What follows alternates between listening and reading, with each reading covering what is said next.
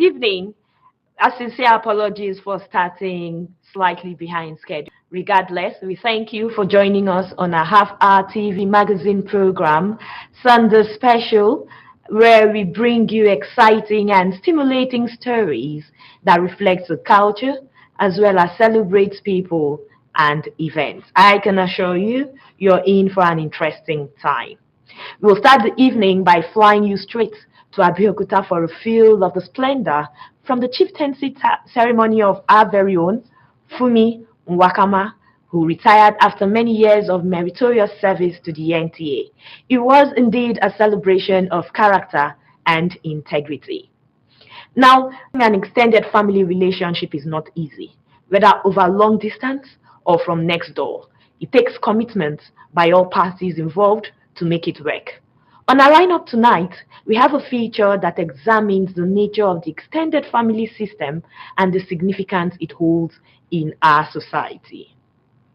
Now, job scams are skyrocketing everywhere, online and offline, and they are getting harder and harder to detect on a daily basis. So we take these matters very seriously.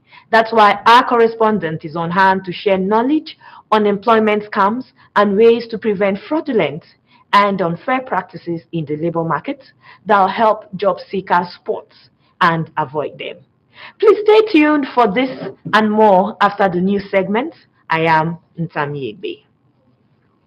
A ray of hope for a peaceful resolution of the standoff between the Economic Community of West Africa states and the military in Niger Republic has appeared as the coup leaders have accepted to open their doors to dialogue and diplomacy.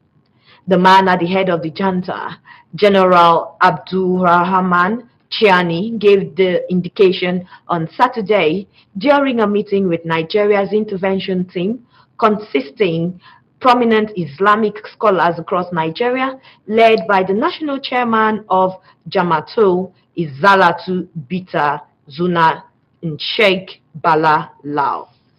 The body of ulamas, Islamic scholars, met with President Bola Tinubu on Thursday and had offered to intervene in the escalating crisis in Niger, especially between the country's coup leaders and other West African regional body, a situation that had already raised global tension. In a statement by the leader of the Nigeria's intervention team in the standoff, Sheikh Lau, and made available to journalists in Abuja on Sunday, Chiani told the ulamas that the junta's doors were open to explore diplomacy and peace in resolving the matter. And moving on, resounding throughout the Bible is the proclamation that God is the sovereign king. He is unrivaled in majesty and unlimited in power and knowledge. This formed the core of today's messages as the nature and extent of God's sovereign rule is examined. Emphasize the sovereignty of God in human lives, stressing that this sovereignty is rooted in God's plan for all mankind. Today's sermon is about the sovereignty of God. God is sovereign, irrespective of what is happening to us. And just like I cap it towards the end of the service by reading from the book of Psalm 55 verse 22, that we should cast our burden on Him. No man can solve our problem, but God is there to solving our problem for us. And that's why He's always saying, if you come to me, I will carry your burden for you. So for us, it's just for us to be able to put all our burdens, all our anxieties, everything that we can be going through, the challenges of this world, irrespective of where we are all over the world, is to say, God can carry me through, can see me through. There is an assurance that even though inexplicable things happen in the lives of men, God is still sovereign. We were taught about the sovereignty of God and how that God is able to do exceedingly above whatever we can ever think or ask of. And whatever He does, wherever we are, in every situation that we may be, that God knows and He loves us and He always finds an escape route for us. The cleric also enjoined Christians to practice the act of thanksgiving. We are appreciating God on behalf of our children, how far the Lord has helped them.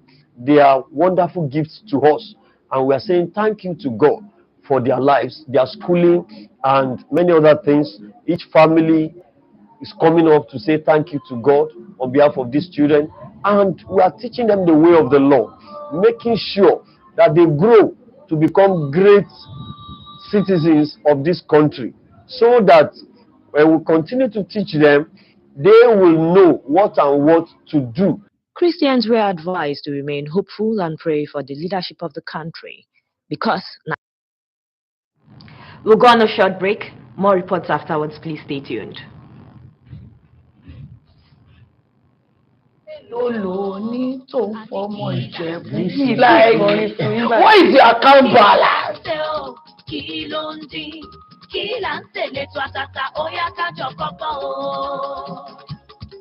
Àǹtí Àríkẹ́, Títí Chioma, Àǹtí Àmínà, ẹ wá kájọ jẹ̀gbádùn kí là ń ṣe. Gẹ́gẹ́ bí oúnjẹ ìlú mi, gẹ́gẹ́ bí original ọmọ Ọ̀ṣun pé ẹ̀fọ́ rírò ló máa wà mẹ́. Olóòtú, ṣé ẹ fẹ́ má bínú o? Ẹ̀yin náà ń jẹ àjọ oúnjẹ ni. Ẹ̀dẹ̀ mọ̀ fún oúnjẹ yìí dùn. Ṣé ìgbà tí wọ́n bá sọ̀rọ̀ pókè? Kí là ń tẹ̀lé tó àtàtà, ó yá kájọ kọ́gbọ́n o. Àní kí là ń tẹ̀. You're welcome back from that timeout. And you're on to Sunday Special segment proper, where we celebrate people, events, and culture. Now, Christians have been charged to always strive to be good examples for others in whatever position they might find themselves in. The Bishop of Remo Diocese Anglican Communion, Right Reverend Michael Olushina Fakpe, gave this admonition at the installation of Mrs. Atinuke Juosimi as Iyaijo, St. Peter's Anglican Church, Ilara, and the 60th birthday and retirement Thanksgiving of Mr. Taiwo Juosimi. Anthony Gandono witnessed the 3-in-1 event and now reports. Attended by dignitaries from all walks of life, including royal fathers, the 3-in-1 church service was to install Mrs. Atinuke Juosimi as the Yajo of St. Peter's Anglican Church, Ilara Remo, as well as retirement from service and 60th birthday of Mr. Taiwo Juosimi.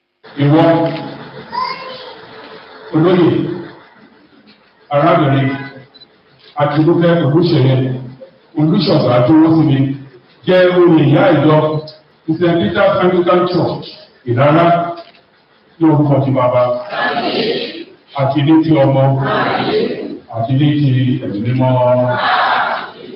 In a sermon entitled, Be a Good Example to the Church of God, the Bishop of Remo Diocese Anglican Communion, Right Reverend Michael Olushina Fakpe, described leadership position as a call to service for humanity.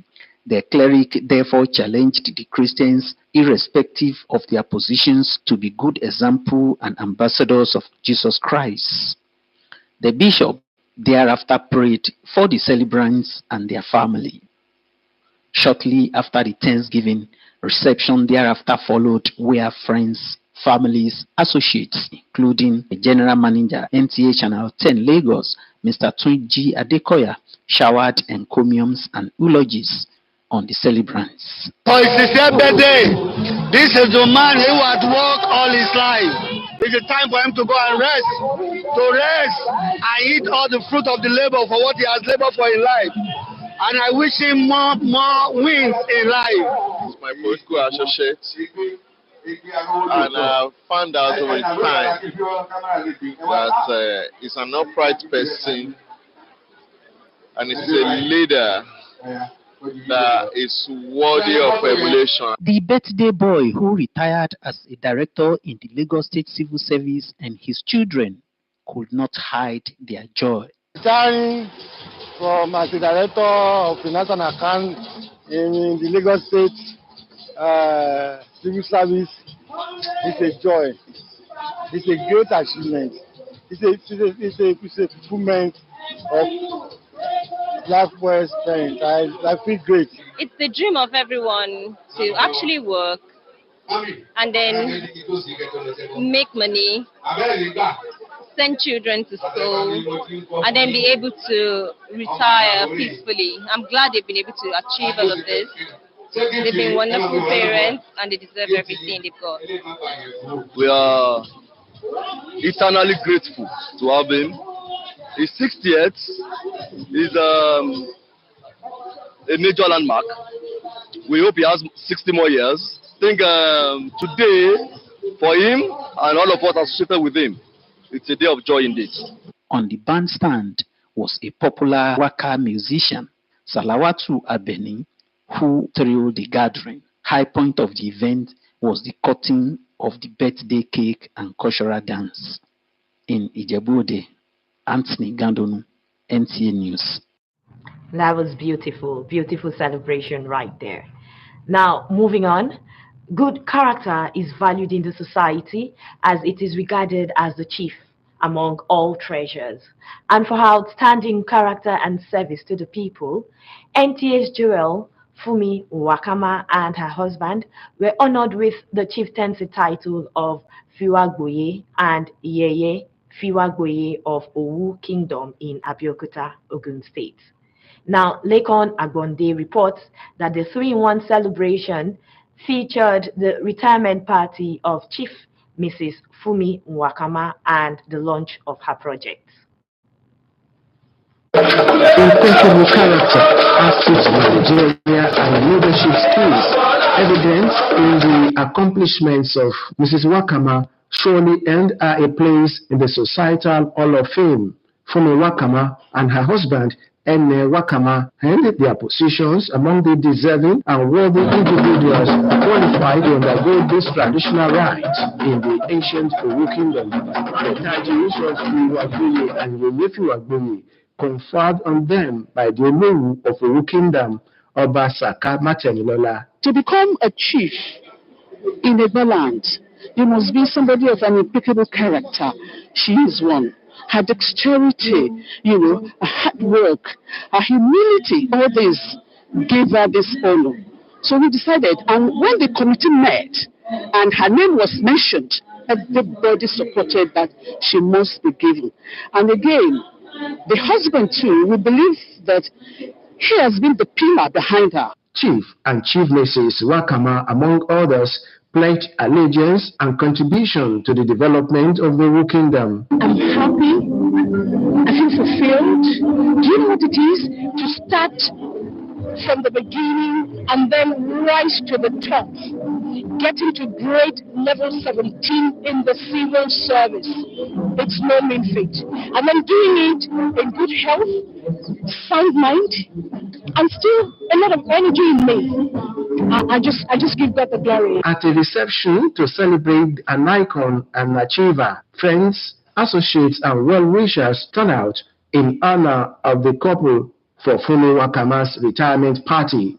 It was a gathering of who is who, including former Governor Olusegun Oshoba and Ibekula Amosu and wife, former Deputy Governor, senators, top government functionaries, captains of industry, the NTA family, and an impressive presence, NTA's veteran newscasters. It was encomium galore as dignitaries extolled the virtues of the celebrant. She was seconded to the state government, and she did brilliantly well and returned to her profession.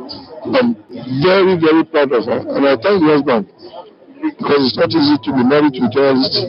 It shows you her tenacity, her doggedness, her commitment to her profession, and most importantly, it talks about her character, which I think is what this chieftaincy is all about. She really transformed NTA Abeokuta positively. She did not only affected NTA Abeokuta, but even the environs. She's one of the best character I've ever encountered. She is so caring to the fault that even listening to her, you see that softness in her voice. NTA's Director General, Malam Abdulhamid Dembos, who was represented, could not but appreciate the contributions of the retiring General Manager in glowing tributes. This department of NTA, and somebody who, from all indications, was diligent, was hardworking, was creative, was innovative. The celebrant who launched our projects, the All-Round Media and Funu Wakama Foundation, expressed gratitude to God and stakeholders who were part of our success story in the 35 years of service to the nation.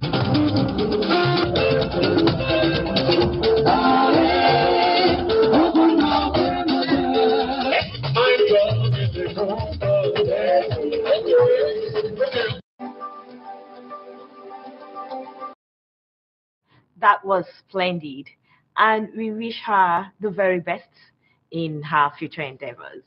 And drifting away from Abeokuta, the extended family goes beyond the father, mother, and children to include grandparents and other relatives. In this type of family setting, special arrangements for the care of children, the elderly, and widows are provided for by culture. In this report, Mwabufo Moye takes a look at the erosion of extended family relationships. The report. And bands of communal feelings and sentiments that used to drive the mechanical setting of traditional or rural communities have totally been broken down by the challenges of industrialization and capitalism. Extended family is identified with African setting of the Yoyes having cultural orientation and inclination of the average African person, reaching out and networking with the households that share consanguineal relationships across generations. Experts say the extended family cannot be totally ignored, though it is gradually losing its strength in African culture. But today, with the contracting of the economy, with relationships now anchored more or less on contracts than feelings and sentiments, those bands are gradually breaking down. Because even for somebody to cater for himself now is a very big burden, talk less of the next person to carry. According to the Bible, we are in the end times, where the Bible says a nation will rise against nation. More also, in this generation we are no more we are now in a global world where things are easy to get. The extended family relationships that thrived in rural communities of Africa, where people had deep mutual feelings for each other, is being challenged with societal transformation such as urbanization. A singular unit of family orientation bordering on monogamy might not really face up to the challenges of a very engaging and challenging agrarian setting that might have to do with very large expanse of land. The expert also linked the extended family relationship weakness to practice of capitalist economy and poor attitude of the nation state to perform its functions to the family. Since the emergence of the nation states, operating on the strength of capitalist industrial driven economy, the economy is no longer as communal in orientation as it used to be. Capitalism emphasizes the individual, and the individual thrives on his ability to exploit whatever it is the capitalist economy offers him or her. But there is also one problem associated with capitalist orientation as it has to do with the economy. Capitalist orientation is terribly self-centered. It was observed that the sentiment of the people for extended family relationship is still strong, but the resources to carry out the obligation is lacking, leading to some members of extended family being separated from their kith and kin.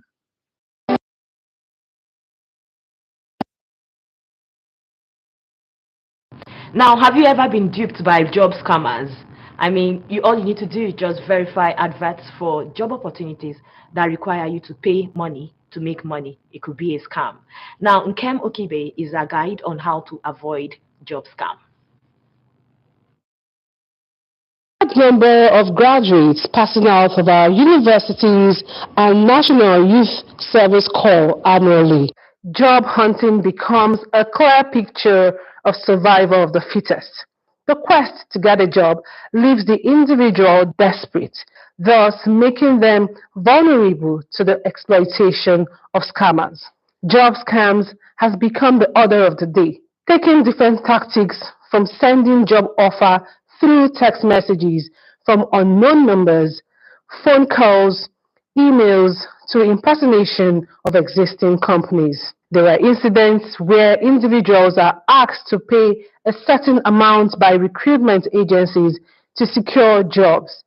Unfortunately, some people have fallen victim for this ugly trend. This call I received, I was so excited.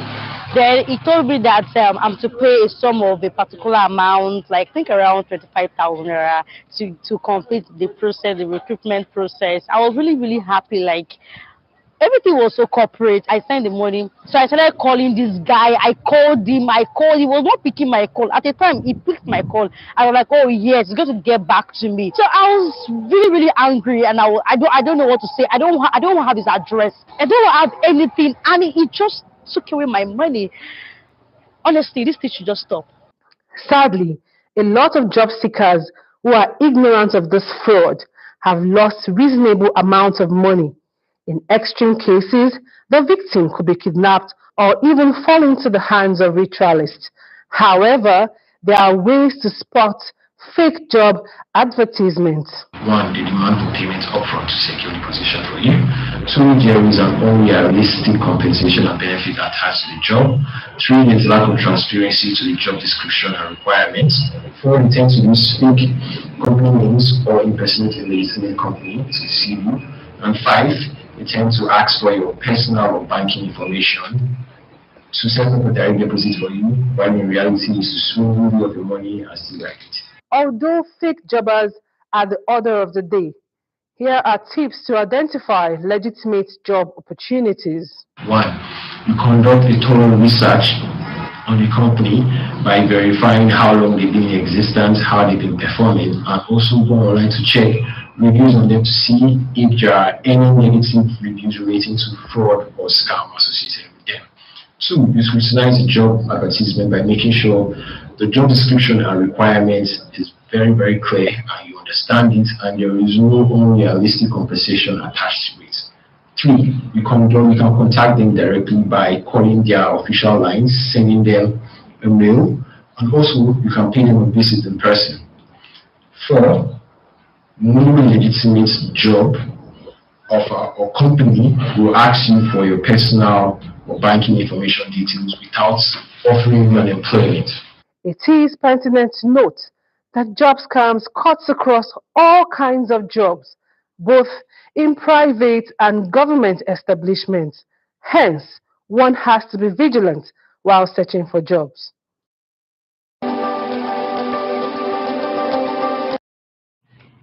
Please stay safe and be alert to be free from all forms of scammers. And on that note, we've come to the end of this week's edition of Sunday Special. Thanks for watching. I am Tami. Please join us again same time next week. Good evening.